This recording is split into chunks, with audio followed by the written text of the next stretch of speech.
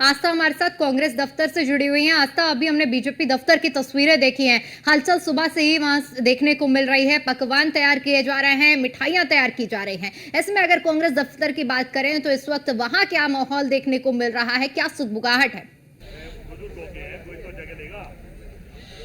बिल्कुल दीपिका जी, अगर बात की जाए तो कांग्रेस दफ्तर में इस वक्त मेरी मौजूदगी है, लेकिन कांग्रेस दफ्तर में एक अलग ही नज़ारा यहाँ देखने को मिल रहा है। दरअसल यहाँ पर कांग्रेस के कार्यकर्ता पहुँच चुके हैं, लेकिन उनके साथ में एक बड़ा प्रदर्शन की चीज़ें भी देखी जा रही हैं, क्योंकि यहाँ पर देख सकते हैं साफ तौर पर यहाँ पर लोग प्रदर्शन कर रहे हैं। और साफ तौर पर यहाँ पर अगर बात की जाए तो कांग्रेस नेता जगदीश जी भी मौजूद हैं और लगातार यहाँ पर यह बात कही जा रही है कि अगर मोदी की ईवीएम जीतती है तो यकीनन हम सरकार सत्ता में नहीं आ रहे हैं। तो इस तरीके की चीज़ें जो हैं, अभी रुझान आने शुरू नहीं हुए हैं, लेकिन उसके पहले ही इस तरीके से कांग्रेस का प्रदर्शन जो है वो साफ तौर में कहीं ना कहीं ये जताने की कोशिश कर रहा है कि आखिर क्या तैयारी है इन सारी चीज़ों को लेकर के और किस तरीके से वो ये बातें कर रहे हैं, क्योंकि अभी रुझान आए नहीं है और रुझान ना आने से पहले इस तरीके की चीजें होना तो लेकिन आस्था, इन सबके बीच में बड़ा सवाल तो ये भी उठ रहा है ना कि जिस तरह से तख्तियां लिए हाथ में कांग्रेस पार्टी में जहाँ एक तरफ तस्वीरें हम मिठाइयों की देख रहे हैं, दूसरी तरफ प्रदर्शन की तैयारी, तो कहीं ना कहीं हार का डर साफ तौर पर देखने को मिल रहा है। ये कहना गलत होगा? नहीं, बिल्कुल नहीं। निश्चित तौर पर ये बात जो दीपिका जी आप कह रही हैं, कहीं ना कहीं देखिए, जब ईवीएम पर सवाल जब उठ जाए तो ये सारी चीजें देखने को मिलती है। मेरे साथ जगदीश जी हैं, मैं उनसे सीधे बात करूंगी। जगदीश जी, अभी रुझान नहीं आए हैं और उससे पहले ये सारे पोस्टर्स को लेकर के क्या बता? आप रुझान की बात करें, मैं परिणाम बता रहा हूँ। 11 बजे तक आप भी कहेंगे परिणाम जगदीश शर्मा ने पहले बता दिए थे, क्योंकि मैं कांग्रेस पार्टी का सिपाही हूँ।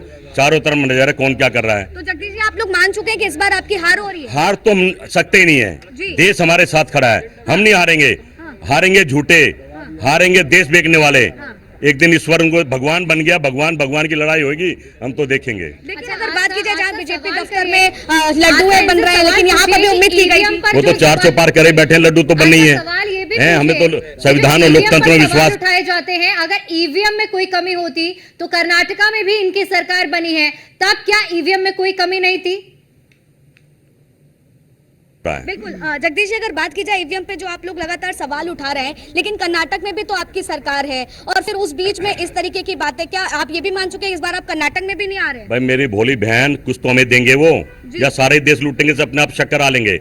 अब मैं एक उदाहरण देता हूं बहुत बड़ा आपको। हिमाचल में मैं था, हिमाचल की सरकार का नारा था कांग्रेस के 60 और बीजेपी की 8, 68 सीट थी और 11-12 तक वो 25 में आ गए। अब हिमाचल भी तोड़ेंगे, तेलंगाना भी तोड़ेंगे।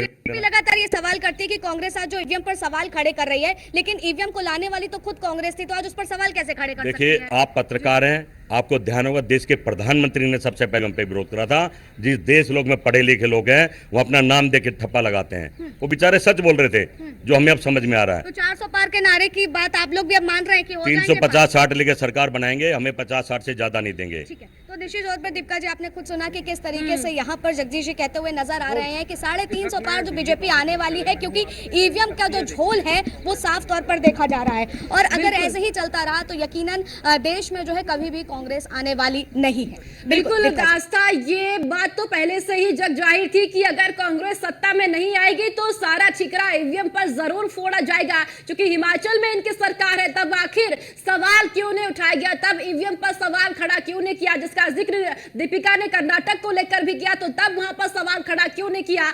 अब यहां पर ईवीएम पर सवाल खड़े करना, तो कहीं ना कहीं ये हार का डर भी निश्चित ही यहां पर देखने को मिल रहा है। आपके पास लौटते हैं।